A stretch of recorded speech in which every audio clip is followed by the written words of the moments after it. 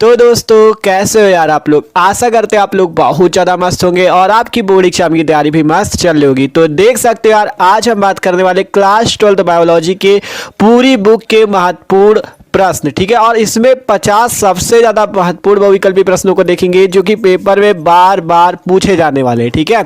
ये ऐसे प्रश्न होने वाले जो कि पेपर में हर साल पूछे जाते हैं, तो आपको इनको जरूर तैयार कर लेना है। बायोलॉजी का पेपर है, इनसे ही क्वेश्चन आपके फंसेंगे, ठीक है। तो यार भाई प्लीज वीडियो को शुरू से लेकर आखिर तक देखना, और अगर चैनल पे नए हो तो चैनल को सब्सक्राइब और वीडियो को लाइक भी कर लेना, ठीक है। तो चलो देखते हैं एक एक करके सभी क्वेश्चंस को। तो तैयार जरूर करना, इनको हल्के में न लेना, हर साल पूछे जाते हैं। प्रश्न देखो, निम्नलिखित में से कौन सी वायु परागण की विशेषता नहीं है, ठीक है। कौन सी विशेषता वायु परागण की नहीं? तो चार ऑप्शन थे, हल्के परागण, बेहतर अनावृत पुंकेसर, बृहत एवं पिच्छवतिकाग्र और असंख्य बीजांड। तो असंख्य बीजांड जो है ये वायु परागण की विशेषता नहीं, लेकिन हल्के परागण, बृहत एवं पिच्छवतिकाग्र और बेहतर अनावृत पुंकेसर ये वायु परागण की विशेषता है। तो मोस्ट इंपॉर्टेंट क्वेश्चन, इसको जरूर तैयार कर लेना, ठीक है।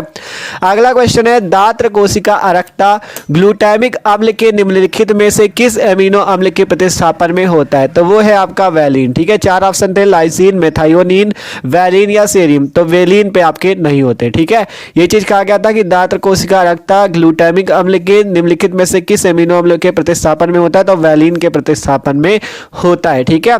फिर अगला प्रश्न है, प्रत्येक प्रतिरक्षी अणु में कितने पेप्टाइड बॉन्ड होते हैं? तो प्रत्येक प्रतिरक्षी अणु में कितने पेप्टाइड बॉन्ड होते हैं? 4 पेप्टाइड बॉन्ड या 4 पेप्टाइड बंध होते हैं, ठीक है। ये क्वेश्चन भी मोस्ट इंपॉर्टेंट है। फिर है, बायोरिएक्टर में वृद्धि के लिए कायम रखने वाली अनुकूलतम परिस्थितियों में निम्नलिखित में से कौन सी नहीं है? तो इन तीनों में से कोई भी ऐसी परिस्थिति नहीं है जो बायोरिएक्टर में वृद्धि करने के लिए उपयोग की जाती हो, ठीक है। कहा गया था क्वेश्चन, बायोरिएक्टर में वृद्धि के लिए कायम रखने वाली अनुकूलतम परिस्थितियों में निम्नलिखित में से कौन नहीं? तो ये तीनों नहीं है, ठीक है। कहा गया ना उपर्युक्त में से कोई नहीं, तो ये वाला ऑप्शन आपका सही हो जाएगा। फिर है, बीजांड का वह स्थान जहां बीजांड वृत्त जुड़ा होता है उसे क्या कहते हैं? उसे कहते हैं नाभिका हाइलम, ठीक है। बीजांड का वह स्थान जहां बीजांड वृत्त जुड़ा होता है उसे क्या कहते हैं? नाभिका हाइलम कहते हैं, ठीक है। फिर देखते हैं अगला क्वेश्चन, 5 नंबर तक क्वेश्चन हो गए। आप देखो अगला क्वेश्चन है, क्वेश्चन नंबर 6 कह रहा है, द्विनिषेचन क्रिया होती है। द्विनिषेचन क्रिया किसमें होती है? आवृत बीजी पौधों में होती है, ठीक है। द्विनिषेचन क्रिया आवृत बीजी पौधों में होती है। ये 4 ऑप्शन थे, आप देख सकते हो। इसमें सही ऑप्शन है आवृत बीजी पौधों में। फिर है, भ्रूणपोष की कोशिकाएं होती हैं, त्रिगुणित होती है, ठीक है। भ्रूणपोष की कोशिकाएं कैसी होती है? त्रिगुणित होती है। फिर है, सैल्विया में परागण होता है। सैल्विया में जो है कीटों द्वारा परागण होता है। 4 ऑप्शन थे, देख सकते हो, कीटों द्वारा परागण होता है। ये क्वेश्चन भी बहुत बार पूछा गया है। फिर है, प्रतिमुखी कोशिकाएं वह होती जो उपस्थित होती है निभागीय छोर पर, ठीक है। इसका कौन सा ऑप्शन सही होगा? पहला, निभागीय छोर पर, ठीक है। तो ये क्वेश्चन जितने देख रहे हो यहाँ पे सारे वायरल क्वेश्चन है और पक्का फंसेंगे, ठीक है। फिर है, टैपिटम परत का कार्य क्या होता है? टैपिटम परत का कार्य होता है परागणों का पोषण करना, ठीक है। टैपिटम परत का कार्य होता है परागणों का पोषण करना। फिर है, अनावृत बीजी पौधों में पुंकेसर है नर जननांग, ठीक है। अनावृत बीजी पौधों में नर जननांग पुंकेसर है, ठीक है। फिर है, एक प्रारूपी आवृत बीजी भ्रूणकोश परिपक्व होने पर होता है, क्या होता है? 8 केंद्रीय 7 कोशिकी होता है, ठीक है। तो ये क्वेश्चन भी इंपॉर्टेंट था। फिर अगला क्वेश्चन देख सकते हो, स्त्री में अंतररोपण के समय भ्रूण किस अवस्था में रहता है? तो ब्लास्तुला अवस्था में रहता है, ठीक है। कौन सा ऑप्शन होगा? दूसरा, ब्लास्तुला। चारों ऑप्शन देखते चलना, चारों ऑप्शन आएंगे तो आपको ब्लास्तुला टिक करना है, ठीक है। तो क्वेश्चन नंबर 13 तक हो गए, 13 नंबर प्रश्न तक। आप चलते अगले क्वेश्चन की ओर। अब अगला क्वेश्चन है, एंड्रोजेंस स्रावित होता है, ठीक है। एंड्रोजेंस जो है वो किससे स्रावित होता है? वो है लीडियम कोशिका। लीडियम कोशिकाओं द्वारा एंड्रोजेंस स्रावित होता है, ठीक है। तो इसका पहला नंबर ऑप्शन सही है, लीडियम कोशिकाओं द्वारा। फिर है, स्त्रियों में आवर्त चक्र मेंस्ट्रुअल साइकिल सामान्यता होता है 28 से 29 दिन, ठीक है। ये होता है आपका 28 से 29 दिन। फिर है, आनुवांशिकी जीव विज्ञान की एक शाखा है जिनके अंतर्गत अध्ययन किया जाता है आनुवांशिकता एवं विभिन्नता का। किसका अध्ययन किया जाता है? पहला ऑप्शन से होगा आनुवांशिकता एवं विभिन्नता का, ठीक है। इसका पहला नंबर ऑप्शन से हो गया आनुवांशिकता एवं विभिन्नता का। फिर है, वंशागति की आनुवांशिक इकाई क्या है? तो वंशागति की आनुवांशिक इकाई क्या है? जीन होती है, ठीक है। तो इसका चौथा नंबर ऑप्शन से हो जाएगा। फिर है, श्वेत रुधिर कणिकाओं के अति उत्पादन के परिणाम स्वरूप होता है, क्या होता है? ल्यूकीमिया होता है, ठीक है। तो इसका दूसरा ऑप्शन सही है। फिर है, मंगोली जड़ता रोग किसके कारण होता है? तो 21वीं जोड़ी के अलिंग सूत्रों की एकाधिक सूत्रक के कारण होता है, ठीक है। कहा गया था मंगोली जड़ता रोग किसके कारण होता है? 21वीं जोड़ी के अलिंग सूत्रों की एकाधिक सूत्रता के कारण। फिर है मेंडल के एकल संकर क्रॉस में मटर के लंबे और बौने पौधों का फिनोटाइप अनुपात क्रमशः होता है 3:1 होता है। कितना होता है? 3:1। फिर क्वेश्चन नंबर 21 है आपका, ये कौन सा अनुवांशिक विकार 21वें क्रोमोसोम में विसूत्रता के कारण होता है? वो है डाउन सिंड्रोम। कौन है? Down syndrome. ठीक है, तो इसका नंबर ऑप्शन से कौन सा सही हो जाएगा? तीसरा, डाउन सिंड्रोम। तो ये क्वेश्चन नंबर 21 तक हो गए। तो देखो यार, एक एक क्वेश्चन तैयार कर लेना क्योंकि बोर्ड एग्जाम के लिए मोस्ट इंपॉर्टेंट और ये फंसेंगे आपका कल। ठीक है, तो एक एक को तैयार कर लेना। अब अगला प्रश्न है, हरगोविंद खुराना जाने जाते हैं। हरगोविंद खुराना किस लिए जाने जाते हैं? प्रोटीन संश्लेषण के लिए जाने जाते हैं। ठीक है, ये प्रश्न भी इंपॉर्टेंट था। फिर है, संदेशवाहक आरएनए का निर्माण कहाँ होता है? केंद्रक में होता है आरएनए का निर्माण। ठीक है, आरएनए का निर्माण कहाँ होता है? केंद्रक में।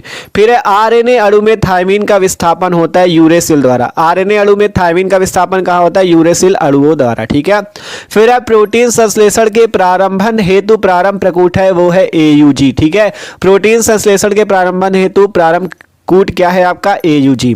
फिर है, मिलर के प्रयोग में हाइड्रोजन, अमोनिया तथा मीथेन में अनुपात कौन सा होता है? 2:1:2 का होता है। ठीक है, फिर है, पुनरावृत्ति सिद्धांत को प्रतिपादन करने वाले वैज्ञानिक का नाम है। ठीक है, पुनरावृत्ति सिद्धांत को प्रतिपादन करने वाले वैज्ञानिक का क्या नाम है? हीकल। हीकल नामक साइंटिस्ट थे वो। ठीक है, हीकल वैज्ञानिक थे। फिर है, निम्नलिखित में से किसका सिद्धांत जीवन की उत्पत्ति से संबंधित नहीं है? तो वह है माल्थस। माल्थस का सिद्धांत जीवन की उत्पत्ति से संबंधित नहीं। शेष ये जो तीनों लोग हैं इनका है सिद्धांत आपका जीवन से संबंधित। ठीक है, फिर है, प्राकृतिक चयन वर्ण का सिद्धांत किसने प्रतिपादित किया? वो है डार्विन। ठीक है, जो आपका प्राकृतिक चयन वर्ण का सिद्धांत है वो डार्विन ने प्रतिपादित किया। फिर है, डार्विन फिंचेज उदाहरण है अनुकूली विकिरण का। ठीक है, जो डार्विन फिंचेज उदाहरण किसका? अनुकूली विकिरण का उदाहरण है। ठीक है, तो 30 नंबर तक क्वेश्चन हो गया। अब देखते हैं अगला प्रश्न है, प्रश्न संख्या 31, निद्रा रोग किस जंतु के द्वारा होता है? तो जो निद्रा रोग है वो ट्रिपैनोसोमा जंतु के कारण होता है। फिर है, चिकनगुनिया विषाणु का वाहक है एडीज मच्छर। ठीक है, जो चिकनगुनिया विषाणु एडीज मच्छर उसका वाहक है। ठीक है, फिर पीत ज्वर का वाहक कौन है? तो पीत ज्वर का वाहक भी एडीज मच्छर ही है। ठीक है, देख सकते हो चारों ऑप्शन भी ध्यान देते रहना, हम सही वाला जो बता रहे हैं केवल कि पीत ज्वर का वाहक कौन है? एडीज मच्छर। फिर है, एडीज इजिप्टाई वाहक है किसका? डेंगू बुखार का। ये जो एडीज इजिप्टाई वाहक किसका है? डेंगू बुखार का। देख सकते हो एडीज मच्छर वाला 3 प्रश्न है यहाँ पे। पहला, चिकनगुनिया विषाणु का वाहक एडीज मच्छर, पीत ज्वर का वाहक एडीज मच्छर, फिर एडीज इजिप्टाई वाहक किसका है? डेंगू बुखार का। तो तीनों प्रश्न तैयार कर लेना। ठीक है, फिर टीबी के टीके का नाम क्या है? BCG। टीबी के टीके का क्या नाम है? BCG टीका लगाया जाता है टीबी रोग के लिए। फिर अफीम से प्राप्त मार्फिन को क्या कहते हैं? एल्केलाइड कहते हैं। ठीक है, इसका दूसरा नंबर ऑप्शन सही होगा। फिर है, डेंगू हड्डी तोड़ बुखार का वाहक कौन है? एडीज। देख सकते हो अभी ऊपर प्रश्न था एडीज जो है इजिप्टाई वाहक है डेंगू बुखार का, वही प्रश्न आ गया यहाँ पे। डेंगू हड्डी तोड़ बुखार का वाहक कौन है? एडीज मच्छर। फिर है, टाइफाइड के रोग जनक का नाम है साल्मोनेला। ठीक है, साल्मोनेला नाम है टाइफाइड के रोग जनक का। ठीक है, फिर है, पेंसिलिन की खोज किसने की थी? फ्लेमिंग ने। पेंसिलिन की खोज किसने की थी? फ्लेमिंग ने की थी। फिर है, शर्करा से एल्कोहल का उत्पादन करने वाला कवक कौन सा है? यस्ती। ठीक है, शर्करा से एल्कोहल का उत्पादन करने वाला कवक कौन है? यस्ती। फिर है, बीटी जीव विष किस जीवाणु द्वारा उत्पादित होता है? तो वह है बैसिलस thuringiensis। ठीक है, बैसिलस thuringiensis, ये आपका ऑप्शन से हो जाएगा दूसरा। ठीक है, तो 41 नंबर तक क्वेश्चन हो गया। अब चलते हैं अगले क्वेश्चन की ओर। अब है प्रश्न संख्या 42, निम्नलिखित में से कौन सा एक जैव निम्नीकरणीय जैव विद्युतिक, ठीक है, जैव विघातिक प्रदूषक है? कहा गया निम्नलिखित में से कौन सा एक जैव निम्नीकरणीय जैव विघातिक प्रदूषक है? तो वो है आपका कौन सा? वाहित मल। कौन है? वाहित मल, तीसरा ऑप्शन सही है। फिर है, आनुवांशिकता रूपांतरित पौधा कौन है? Golden rice. ठीक है, आनुवांशिकता का रूपांतरित पौधा कौन है? Golden rice.